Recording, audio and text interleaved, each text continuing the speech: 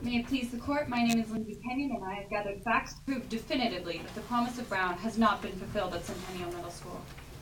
I'd like to start by presenting you with some CSAP scores from the year 2011. Each year, Colorado students take the CSAP tests, and scores are released to the public and can be viewed separated by race. When you view them as such, clear differences are drawn between races. The scores shown are all for math tests because we believe those would be the least affected by language barriers. In the year 2011, white sixth graders scored 92% above proficient, whereas only 45% of Hispanic sixth graders did the same. This is a 47% achievement gap. Seventh graders showed a similar gap. 67% of white students scored proficient or above, whereas only 31% of Hispanic students did the same. 36% achievement. Ms. Kenyon? Yes? Why are you only measuring for white students and Hispanic students?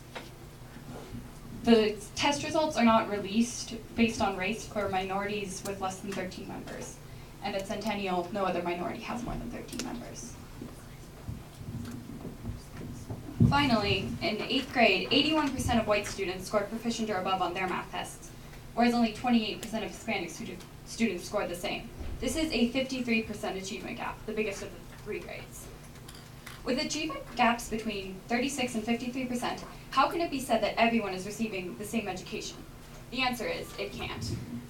Ms. Kenyon, similar to the percentage of students in advanced classes, could the reason that there's such a difference in the scores be because of factors outside of Centennial? It could, but it is the school's job to teach past outside factors.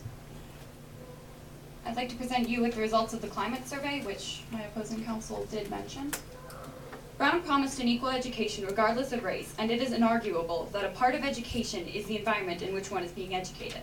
The school climate survey, taken each year in schools throughout BDSD, is quite possibly the best gauge of the learning environment.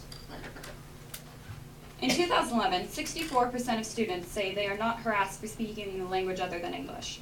This slim majority falls 14% below the district average of 78%.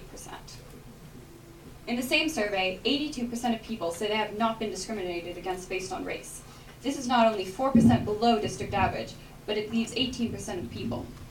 Ms. Kenyon, isn't it true that some students don't take the climate survey seriously? That is true, but it is the best gauge we have.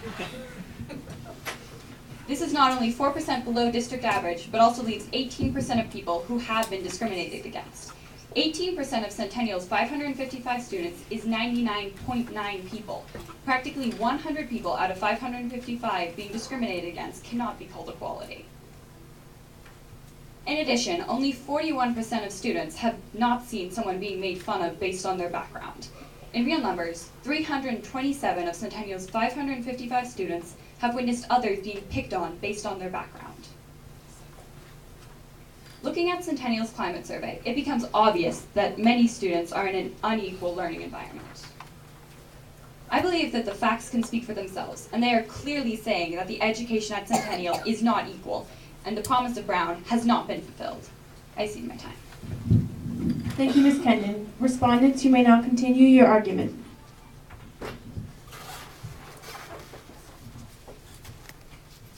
May it please the court, my name is Matthew Paraty-Holsky, and my co-counsel